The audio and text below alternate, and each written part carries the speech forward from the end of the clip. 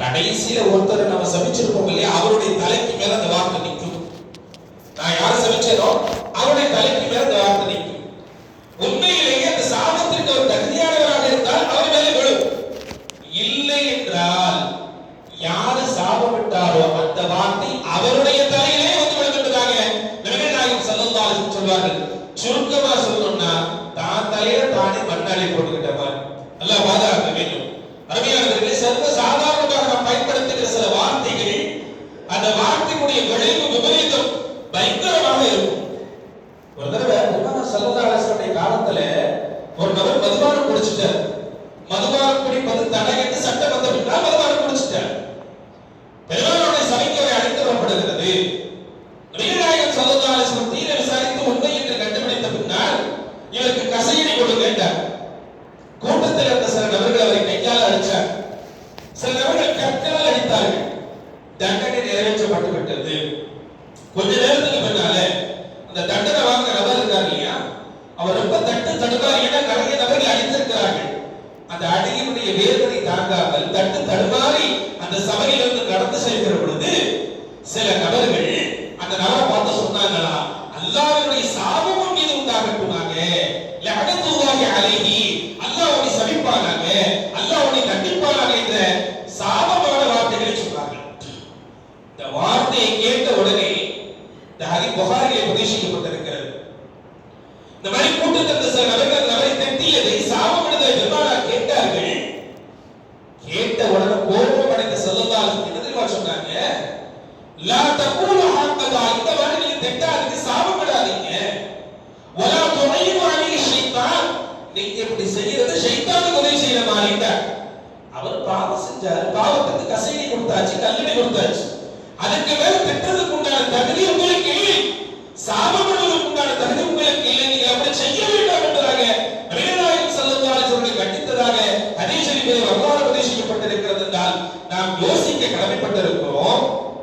சின்ன சின்ன விஷயத்திற்காக வேண்டி நண்பனை சபிக்கிறோம், பெற்றோரை சபிக்கிறோம், மனைவியை சபிக்கிறோம், பிள்ளைகளை சபிக்கிறோம், உடன் பிறந்த சகோதரர்களை சபிக்கிறோம். எவ்வளவு பெரிய பாவத்தை சர்வசாதாரணமாக கடந்து கொண்டிருக்கிறோம். உஹது போர்க்களத்தில் பெருமானார் ஸல்லல்லாஹு அலைஹி வஸல்லம் சரியான முறையில் காயமடைகிறார்கள். காயத்தின் வீரியம் பெருமானாருக்கு நோய்வினை கொடுக்குது. அதிகாலை சுபுஹுடைய தொழுகைக்கு பின்னால் பெருமானார் ஒரே ஒரு துஆ செஞ்சார். எப்படி செஞ்சாங்கன்னா, யா அல்லாஹ் இவனையே விட்டுறாதேன்னு ஒரு சில நபர்களை குறிப்பிட்டு சொன்னாங்க. இந்த நபர்களை எல்லாம் நீ விட்டு விடாதே, அழித்து விடு என்கிற ரீதியில் பெருமானார் ஒரு சின்ன ஒரு பத்வா மாதிரி துஆ செஞ்சார். உடனே அல்லாஹ் ரப்பல் ஆலமீன் கோபம் அடைந்த ரப்பல் ஆலமீன் வசனத்தை இறக்குகிறார். வலில்லாஹி மா ஃபிஸ் ஸமாவாதி வ மா ஃபில் அர்தி யக்ஃபிரு லிமன் யஷா வ யஅذிபு மன் யஷா. நாயகமே, யாரை சபிக்கிறீர்கள், யாரை திட்டுறீங்க? நான் நினைத்தால் அவரை மன்னிப்பேன், நான் நினைத்தால் அவரை தண்டிப்பேன். அதனால நீங்க சாபப்படாதீங்க. பெருமானாரை கண்டித்து அல்லாஹ் வசனம் இருக்கிறார் என்றால் யோசிக்க கடமைப்பட்டிருக்கிறோம். இந்த வரலாற்று ஒரு செய்தியை நாம விளங்கிக்கணும். ஸல்லல்லாஹு அலைஹி வஸல்லம் தன்னுடைய சுயலாபத்திற்காக திட்டினாங்களா? இல்லை. பெருமானாருக்கு தனிப்பட்ட முறையில் நோய்களை கொடுத்த எத்தனையோ நபர்களை பெருமானார் திட்டியதே இல்லை, பெருமானார் அசைவாடியதே இல்லை, பெருமானார் சபித்தது கூட இல்லை. அந்த அளவிற்கு தனக்கு நோய்களை கொடுத்த நபரை கூட பெருமானார் திட்டாத பெருமானார் உஹது போர்க்களத்தில் ஏன் அப்படி செஞ்சாங்கன்னா, அல்லாஹ்வுடைய மார்க்கத்திற்கு புறம்பாக இருக்கிறார்கள். அல்லாஹ்வுடைய தீனை அழிப்பதற்காக, மார்க்கத்தின் வளர்ச்சியை தடுப்பதற்காக இந்த கூட்டம் செயல்பட்டுக் கொண்டிருக்கிறது என்ற ரீதியில் அல்லாஹ்விற்காக, அல்லாஹ்வுடைய மார்க்கத்திற்காக தான் பெருமானார் அப்படி துஆ செய்தார்கள்.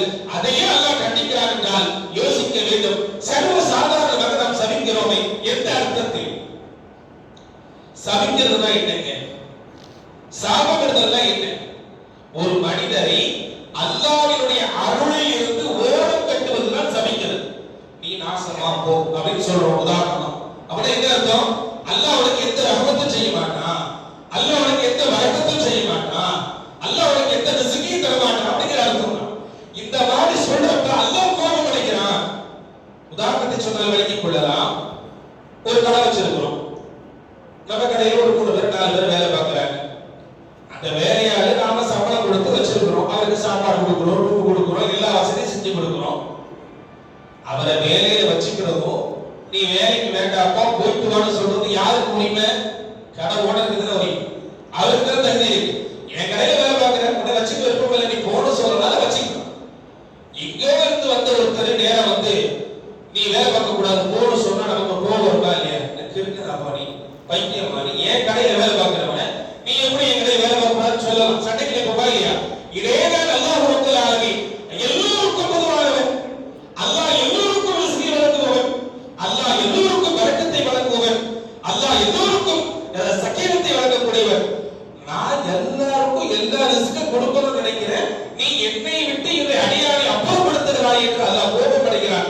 அதனால ஸல்லல்லாஹு சொல்றாங்க, நீங்கள் மறந்தும் கூட இந்த பாவத்தை செய்யாமல் உங்களை பாதுகாத்துக் கொள்ளுங்கள் என்பதாக சொல்வார்கள். அருமையானவர்களே, இன்னைக்கு சர்வ சாதாரணமாக இந்த பாவத்தை நாம் செய்து கொண்டிருக்கிறோம். நிதர்சனமாக சொல்ல வேண்டும் என்று சொன்னால், பெருமானார் சொன்ன ஒரு ஹதீஸ் அபூதாவூத் ஷரீஃபிலே பதிவு செய்யப்பட்டிருக்கிறது. அபூ ஸஈத் அல்-குத்ரி ரலியல்லாஹு தஆலா அவர்கள் அறிவிக்கிறார்கள், இரண்டு நண்பர்கள், ஒருவர் எப்பொழுதும் இபாதத் செஞ்சுக்கிட்டே இருப்பார், எப்பொழுதும் தொழுகை வணக்கம் தஸ்பீஹாத்திலே இருப்பார். இன்னொரு நபர் எப்பொழுதும் பாவம் செய்து கொண்டே இருப்பார். இந்த இரண்டு நபர்களுக்கும் நட்பு தொடர்ந்து கொண்டே இருக்கிறது.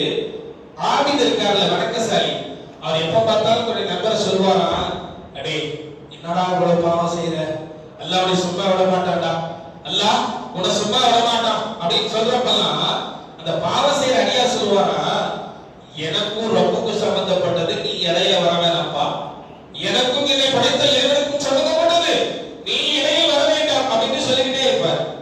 கொஞ்ச காலம் அப்படியே நகர்ந்து கொண்டே செல்கிறது. ஒரு கட்டத்தில் பெரும்பாவங்கள் எல்லாம் செய்ய ஆரம்பிச்சிட்டார். யாரு? அந்த பாவி. கோபம் அடைந்த அந்த வணக்கசாலியான ஆபித் என்பவர், அல்லாஹ் உன்னை மன்னிக்கவே மாட்டான், அல்லாஹ் உன்னை சொர்க்கத்தில் அனுப்பவே மாட்டான்னு சொல்லி ஒரு வார்த்தையை சொல்லியிருந்தார். ஹதீஸ் ஷரீஃபுடைய விரிவுரையில் சொல்லப்படுகிறது, பிரிதொரு காலத்தில் மஹ்ஷரிலே அல்லாஹ் தஆலா இரண்டு நபர்களை எழுப்புவான். முதலில் அந்த பாவம் செய்த அடியார் வருவார். யார் உலகத்தில் எல்லா நேரமும் பாவம் செஞ்சார் இல்லையா, அந்த அடியார் வருவார். அல்லாஹ் தன் கருணையை கொண்டு அவரை மன்னித்து சொர்க்கத்திற்கு அனுப்புவான். அடுத்த பின்னால் நன்மையா செஞ்ச ஒருத்தர் இருக்கார், அவர் வருவார். அல்லாஹ்வுடைய சன்னிதானத்துக்கு வருகிற பொழுது அல்லாஹ் ரப்பல் ஆலமீன் அவரை பார்த்து கேட்பானா, பூமியில உன் நண்பரை நீ என்ன சொன்ன, அல்லாஹ் உன்னை மன்னிக்கவே மாட்டான், இந்த அதிகாரத்தை உனக்கு கொடுத்தது யார்? நான் மன்னிப்பேன் அல்லது தண்டிப்பது எனக்கு உண்டான அதிகாரம். நான் மன்னிக்க மாட்டேன், நான் அவரை சொர்க்கத்துக்கு அனுப்ப மாட்டேன், உனக்கு சொல்றதுக்கு யார் தகுதியை கொடுத்தா என்பதாக அல்லாஹ் தஆலா வணக்கம் இந்த ஆவியை தண்டித்தார் என்பது ஹதீஸ் ஷரீஃபிலே பதிவு செய்யப்பட்டிருக்கிறது. சொல்ல வருகிற செய்தி, உலகத்தில் யாராவது ஒரு காரியம் செய்தால் அது நமக்கு கோபத்தை உண்டாக்கினால் அந்த கோபத்தின் வெளிப்பாடாக நீ நல்லா இருக்க மாட்ட, நீ நாசமா போயிடுவ, உனக்கு பரக்கத்தை செய்ய மாட்டான், அல்லாஹ் உன்னை எப்படிலாம் தண்டிக்க போறான் பாரு, இது போன்ற வார்த்தைகளை பயன்படுத்துவதை விட்டு நம் நாவை நாம் பாதுகாத்துக் கொள்ள வேண்டும். அதுதான் நோக்கம். பெருமானார் ஸல்லல்லாஹு அலைஹி வஸல்லம் சொல்ல கேட்கப்பட்டதுல ஒரே ஹதீஸ் சொல்லி நான் நினைவுக்கு வருகிறேன். பெருமானார் கேட்கப்பட்டது, யா ரசூலல்லாஹ், சிறந்த முஸ்லிம் என்பவன் யார்? சிறந்த முஸ்லிம் என்பவன் யார்? பெருமானார் ஒற்றை வரியில் சொன்னார்கள், மன் சலிம முஸ்லிமூன பில் லிசானிஹி வ யதிஹி, யார் ஒருவர் தன்னுடைய நாவின் மூலமாகவும் தன் கரத்தின் மூலமாகவும் பிற முஸ்லிமுக்கு தொல்லை கொடுக்காமல் இருக்கிறாரோ அவர்தான் உண்மையில் சிறந்த முஸ்லிம் என்பதாக பெருமானார் சொன்னார்கள். என்றால் அந்த வார்த்தையின் தத்துவம் என்ன, அந்த வார்த்தையுடைய நோக்கம் என்ன? நாவை பேணி வாழ வேண்டும். நம்முடைய நாவை பேணி வாழ வேண்டும். கோபத்திலோ ஆத்திரத்திலோ அவசரத்திலோ நாம் பயன்படுத்துகிற ஒரு சில வார்த்தைகள் அது நமக்கே பாதிப்பை ஏற்படுத்திவிடும் என்பதை புரிந்து கொண்டு கடந்த காலத்தில் நாம் செய்த எல்லா பாவத்தையும் அல்லாஹ்விடத்திலே மன்னிப்பு கேட்டு அல்லாஹ் நம்மை மன்னிப்பானாக.